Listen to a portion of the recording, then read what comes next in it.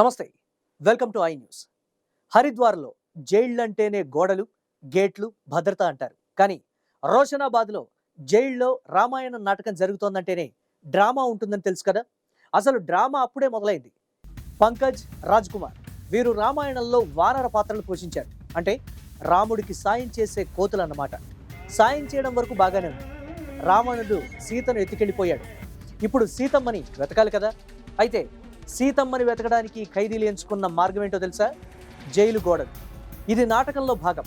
సీతమ్మని గోడ పక్కన వెతుకుతున్నారు అనుకుంటూ ప్రేక్షకులు, పోలీసులు నోరెళ్లబెట్టి చూస్తున్నారు. వీళ్ళు మాత్రం గోడ తూకి సీత కోసం కాదు, స్వాతంత్రం కోసం పారిపోయారు. నిజం చెప్పాలంటే సీత దొరికింది, కానీ వీళ్ళు మాత్రం తిరిగి రాలి.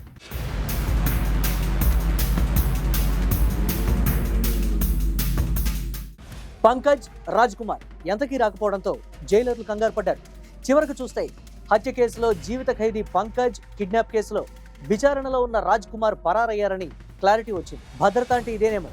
సినిమాటిక్ గా రామాయణం పేరు చెప్పి మరి జైలు నుంచి పారిపోవడం, ఇది నిజంగా ఒక టెలివిజన్ సిరీస్ లా అనిపించట్లేదా? పోలీసులు ఇప్పుడు వీళ్ళని వెతుకుతున్నారు.